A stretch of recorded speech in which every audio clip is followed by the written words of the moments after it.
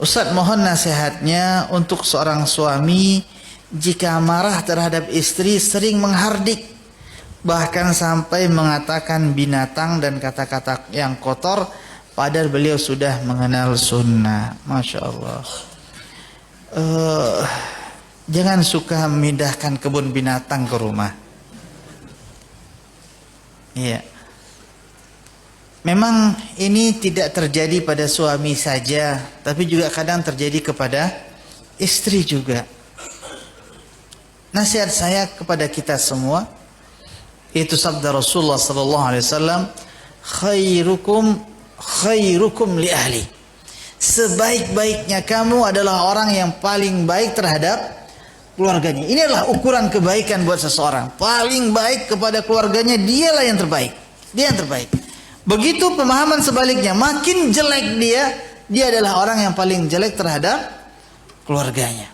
Baik jeleknya seseorang ditinjau dari sisi baik atau jeleknya dia kepada keluarganya. Dan Rasulullah SAW adalah orang yang paling terbaik kepada keluarganya. Maka kata Rasulullah, wa ana khairukum li ahli. Dan saya adalah orang yang paling baik terhadap keluarga saya. Orang yang paling baik terhadap keluarga saya. Makanya Rasulullah SAW, lihat apa yang diperbuat oleh Rasul. Kadang Rasulullah SAW memahami istri beliau. Rasulullah nikah dengan Aisyah, usia beliau sudah 53 tahun. Bapak-bapak yang di atas 50 masih muda apa masih tua? 50. Nikah dengan Aisyah radhiyallahu taala anha masih kecil. Rasulullah sallallahu alaihi wasallam berusaha memahami akal Aisyah radhiyallahu taala anha. Dalam rangka memahami akal Aisyah tersebut, kadang Aisyah pengen balapan lari dengan Rasulullah. Diikuti oleh Rasul. Ya Rasulullah, balapan lari, ayo kata Rasulullah. Bapak-bapak yang 50 masih mau balapan lari? Bisa jujur nih, dari hati ke hati ini. Masih mau gak balapan lari? Orang udah tua disuruh lari, jalan aja masih bisa, alhamdulillah, apalagi lari. Tapi Rasulullah SAW melakukan hal tersebut, mau menyetujui balapan lari dengan istri beliau dalam rangka mencari ridha Allah Subhanahu wa taala. Beliau ingin mendekatkan diri kepada Allah Subhanahu wa taala dengan membahagiakan istri beliau. Pada hari raya, hadis ma'ruf masyhur, banyak kita mendengar dan bacanya, tapi apakah sampai ke hati kita? Rasulullah SAW pada hari raya di masjid, orang-orang Habasyah lagi atraksi tombak di dalam masjid. Aisyah radhiyallahu taala anha minta izin kepada Rasulullah, ya Rasulullah, izinkan saya melihat pertunjukan tersebut. Rasulullah SAW mungkin secara manusia biasa mungkin udah bosan. Ini cuma latihan, perang aja udah sering. Tapi karena Aisyah minta, Rasulullah setujui. Ya.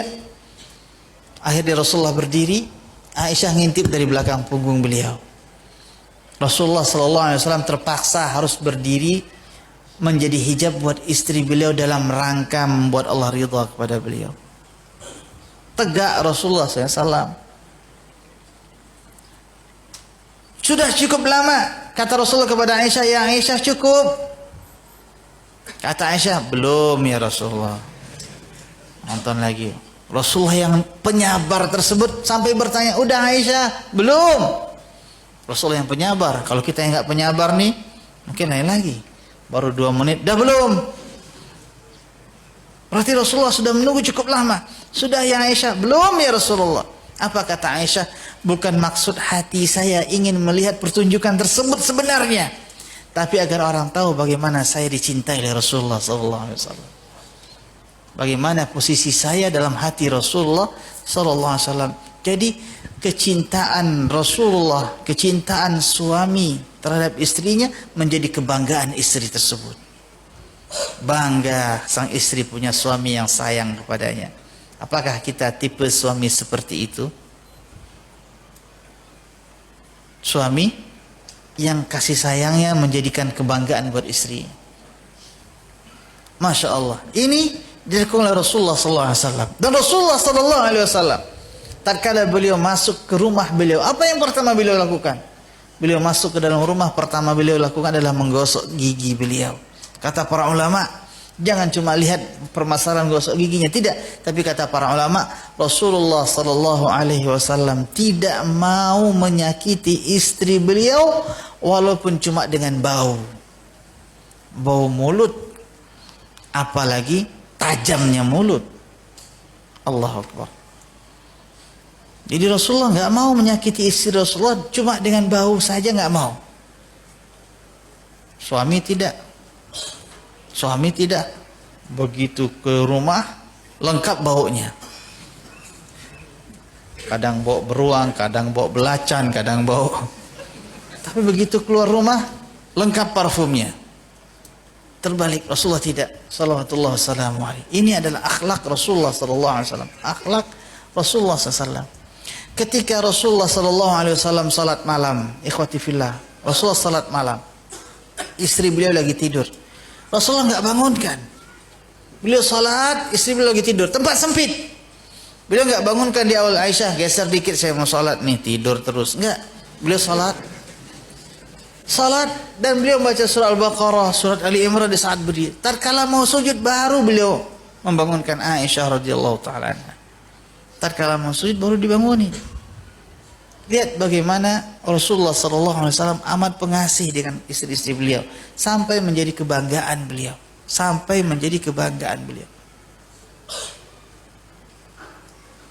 Kemudian Rasulullah sallallahu alaihi wasallam ketika pulang ke rumah tidak ada makanan di rumah. Sebagaimana hadis Aisyah radhiyallahu taala anha, tatkala Rasulullah masuk ke rumah, Rasulullah bertanya, "Hal indakum ta'am?" Ada makanan enggak? Kata Aisyah, "Enggak ya Rasulullah, demi Allah enggak ada." Kemudian kata Rasulullah, "Idzan ana shaim." Kalau enggak ada berarti saya puasa hari ini.